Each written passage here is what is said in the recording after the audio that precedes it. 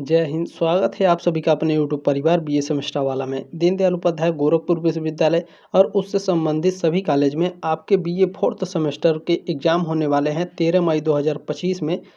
Economics यानी अर्थशास्त्र के पेपर का नाम है money banking and public finance second 2023 का ये क्वेश्चन पेपर है। इसके बाद आपको 2024 का क्वेश्चन पेपर शाम तक मैं प्रोवाइड करा दूंगा, ठीक है। फिलहाल अभी आप लोग 2023 का जो क्वेश्चन पेपर है इसका मैं सॉल्यूशन बताऊंगा, अच्छे से आप लोग तैयार कर लीजिएगा, ठीक है। पेपर कोड है ECO 204। प्रीवियस ईयर का ये क्वेश्चन पेपर है, ठीक है। फोर्थ सेमेस्टर है। बिना देरी के स्टार्ट कर देते हैं क्योंकि आप लोगों का कल ही एग्जाम होने वाला है, ठीक है। चले, इसमें पहला क्वेश्चन आप लोगों से पूछा गया है, निम्नलिखित में से कौन एक अधिक प्रगतिशील कर की प्रकृति है। प्रगतिशील टैक्स की प्रकृति क्या होती है? समान सीमांत त्याग होता है, ठीक है। इक्वल मार्जिनल सेक्रीफाइस होता है। सी ऑप्शन राइट है क्वेश्चन नंबर पहले का। इसमें नेक्स्ट क्वेश्चन आपसे पूछा गया है, निम्नलिखित में से कौन एक विशेषता सामाजिक वस्तु के लिए सत्य है। उपभोग में अपवर्जी, ये एक ऐसी विशेषता है जो सामाजिक वस्तु के लिए बिल्कुल करेक्ट है। फर्स्ट ऑप्शन आपका राइट है क्वेश्चन नंबर दूसरे का। और प्रीवियस ईयर के आपके जो क्वेश्चन है वो सारे के सारे बहुत सारे क्वेश्चन आपके दोहराए जा रहे हैं, तो ये बात ध्यान रखिएगा, ध्यान से पढ़ लीजिए, लिख लिख करके याद करिए, ठीक है। ध्यान से पढ़ करके जाइए, एग्जाम में यही सब आपके आ रहे हैं, ठीक है। कुछ नए क्वेश्चन हैं लेकिन कुछ आपके प्रीवियस ईयर के भी पूछे जा रहे हैं, ये बात ध्यान रखिएगा, ठीक है। जो मैंने आपको ECO 203 मैंने दिया था उसमें बहुत सारे क्वेश्चन ऐसे थे जो आपके प्रीवियस ईयर के आए थे, ठीक है। तो 2 वर्षों का प्रीवियस ईयर का मैं पेपर दे रहा हूँ 2023-2024 का, उससे कई सारे क्वेश्चन फंसेंगे, ये बात ध्यान रखिएगा, ठीक है। चलें, नेक्स्ट क्वेश्चन पूछा गया है, निम्नलिखित में से कौन एक करारोपण की कर देय योग्यता सिद्धांत का दृष्टिकोण न्याय हेतु अधिक उपयुक्त है।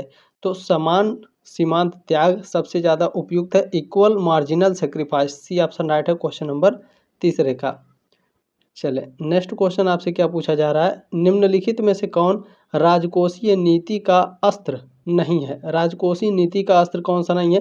देखिए, करारोपण, सार्वजनिक व्यय और लोन ऋण, ये तीनों राजकोषीय नीति का अस्त्र होते हैं, बैंक दर नहीं है। डी ऑप्शन आपका राइट है क्वेश्चन नंबर 4 का।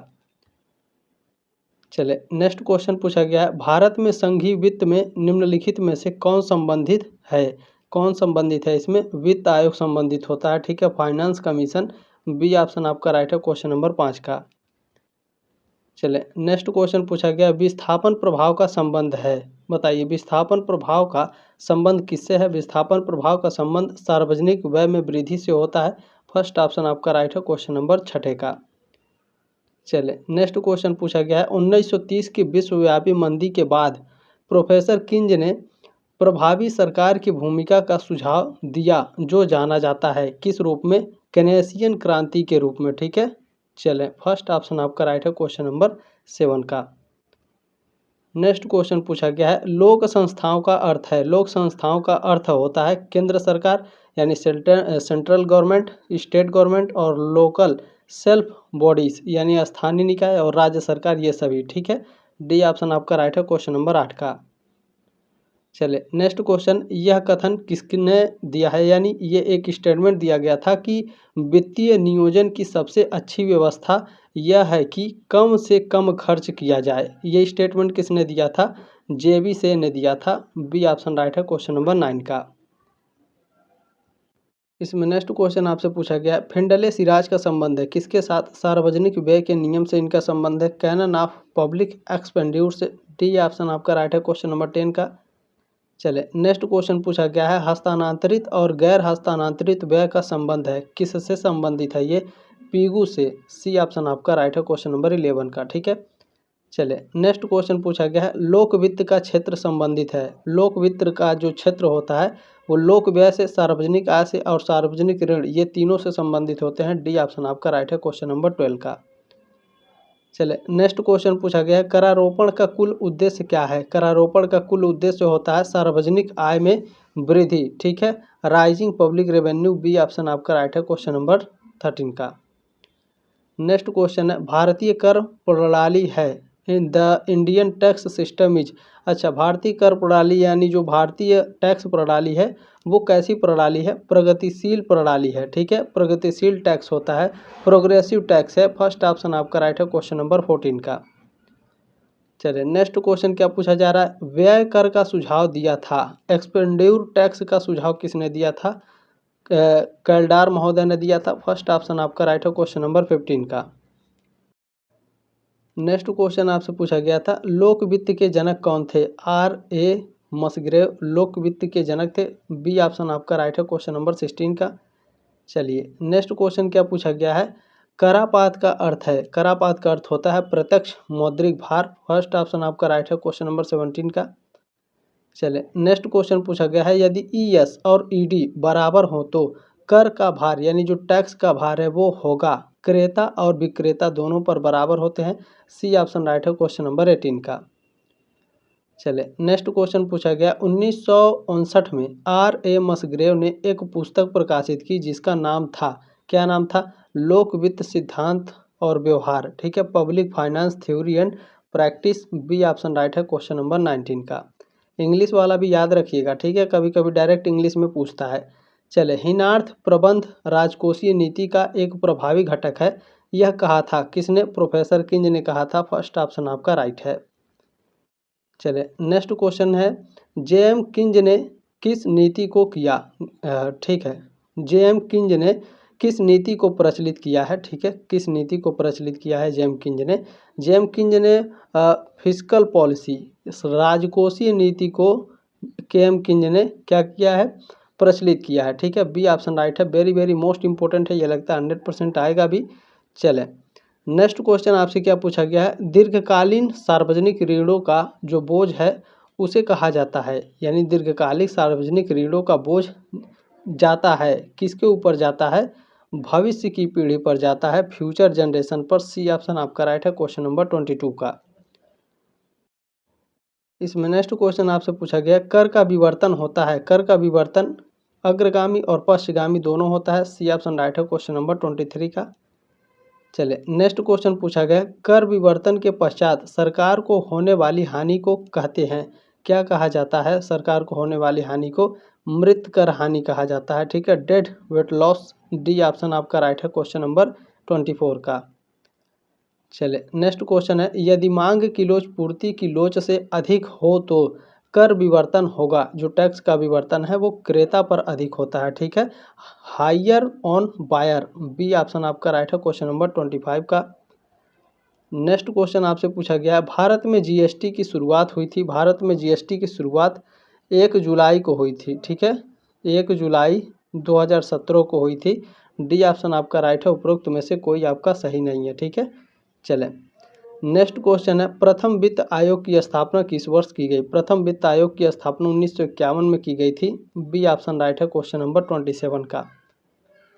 चले नेक्स्ट क्वेश्चन देखिए, आपसे पूछा जा रहा है, स्फीतिक परिस्थिति में सार्वजनिक ऋण का प्रभाव होता है, संकुचनकारी होता है। फर्स्ट ऑप्शन आपका राइट है 28 का। चले नेक्स्ट क्वेश्चन पूछा गया, क्षतिपूरक व्यय किस परिस्थिति से संबंधित होता है, क्षतिपूरक व्यय किस परिस्थिति से संबंधित होता है बताइए, बिल्कुल मंदी से संबंधित होता है। सी ऑप्शन राइट है क्वेश्चन नंबर 29 का। नेक्स्ट क्वेश्चन क्या पूछा गया, किसने सार्वजनिक व्यय का वर्गीकरण कार्यों के आधार पर किया है, तो एडम स्मिथ ने किया है। डी ऑप्शन आपका राइट है। चले नेक्स्ट क्वेश्चन आपसे क्या पूछा गया है, जब व्यय की मात्रा बुक कर, ठीक है, जब व्यय की मात्रा बुक कर अधिक होती है तो इसे कहते हैं, अच्छा इंग्लिश में देख लीजिए, यहाँ पर शायद कुछ छूट गया है, देखिए इंग्लिश में लिखा हुआ है, देखिए मैं हिंदी में फिर से पढ़ दे रहा हूँ, जब व्यय की मात्रा बुक कर राजस्व से अधिक होती है तो इसे कहते हैं, इसे क्या कहा जाता है, घाटे का बजट कहा जाता है, deficit budget. C option right है 31 का, ठीक है। चले नेक्स्ट क्वेश्चन पूछा गया है, ब्याज और उधार के मद को दर्शाया जाता है किससे, पूंजीगत प्राप्तियों में दर्शाया जाता है, ठीक है, सी ऑप्शन राइट है 32 का। चले नेक्स्ट क्वेश्चन क्या है, कर देय क्षमता सिद्धांत का प्रतिपादन किया था, किसने किया था, फिंडले सिराज ने किया था। डी ऑप्शन आपका राइट है 33 का। नेक्स्ट क्वेश्चन पूछा गया है, कर क्रेता पर, यानी जो टैक्स है इसका टैक्स क्रेता पर निम्नलिखित दशा में अधिकतम होगा, निम्नलिखित दशा में बुद्धिमान लागत जो इंक्रीजिंग कॉस्ट है वो होगा अधिकतम, ठीक है, फर्स्ट ऑप्शन आपका राइट है 34 का। नेक्स्ट क्वेश्चन है सार्वजनिक वस्तुओं के प्रावधान के बाजार विफलता का कारण है। अच्छा, सार्वजनिक वस्तुओं के प्रावधान के संदर्भ में बाजार विफलता का कारण है, ठीक है, ध्यान से देख लेंगे। बाजार विफलता का इसमें कारण क्या है? संयुक्त उपयोग, उपभोग में गैर प्रतिस्पर्धा की प्रवृत्ति, अपवर्जन सिद्धांत गैर प्रभावी, ये सभी डी ऑप्शन राइट है क्वेश्चन नंबर 35 का। चले नेक्स्ट क्वेश्चन पूछा गया है प्रतिष्ठित काल में सरकार का व्यवहार था। प्रतिष्ठित काल में सरकार का व्यवहार कैसा था? कल्याणकारी राज्य था। फर्स्ट ऑप्शन आपका राइट है 36 का। चले देखिए इंटरनेट पर सर्च करेंगे तो गैर कल्याणकारी राज्य मिलेगा, यह बात ध्यान रखिएगा, ठीक है। चले नेक्स्ट क्वेश्चन है क्रियात्मक वित्त सिद्धांत का संबंध है किससे है? तो लोक वित्त के क्रियान्वयन से है। फर्स्ट ऑप्शन आपका राइट है 37 का। चले नेक्स्ट क्वेश्चन पूछा गया है अधिकतम सामाजिक लाभ वह बिंदु है जिस पर अधिकतम लाभ बिंदु है, ठीक है, अधिकतम सामाजिक लाभ बिंदु वह है जहां पर, तो जहां पर आपका सीमांत सामाजिक लाभ और सीमांत सामाजिक त्याग परस्पर बराबर होते हैं। बी ऑप्शन राइट है क्वेश्चन नंबर 38 का। चले नेक्स्ट क्वेश्चन पूछा गया है करारोपण के नियम दिए थे, किसने दिए थे? एडम स्मिथ ने करारोपण के नियम दिए थे। डी ऑप्शन आपका राइट है क्वेश्चन नंबर 39 का।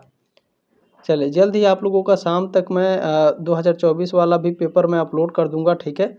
तो बेल आइकन को ऑन कर लीजिएगा सब्सक्राइब करके, ये आपका अपना ही चैनल है, ठीक है, सब्सक्राइब करके सपोर्ट जरूर करेंगे। अच्छा, बेल आइकन को ऑन करेंगे तो जब मैं क्लास लाऊंगा तो नोटिफिकेशन ऑटोमेटिक आपको मिल जाएगा, या तो टेलीग्राम ग्रुप ज्वाइन कर लीजिएगा। जैसे ही क्लास आता है क्लास आपको टेलीग्राम ग्रुप में उपलब्ध हो जाता है, ठीक है। देखें निम्नलिखित में से किसके अधिकतम सामाजिक लाभ के वस्तुनिष्ठ परीक्षण दिए हैं?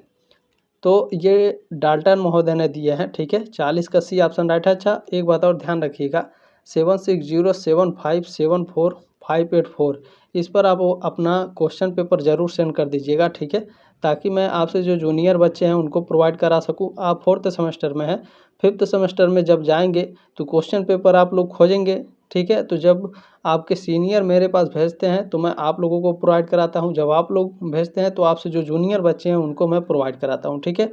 तो आपकी जिम्मेदारी है, प्लीज़ क्वेश्चन पेपर ज़रूर आप लोग सेंड कर दिया कीजिए, ठीक है। चलिए जल्दी मिलेंगे आपके नेक्स्ट क्लास में, तब तक के लिए जय हिंद, वंदे मातरम।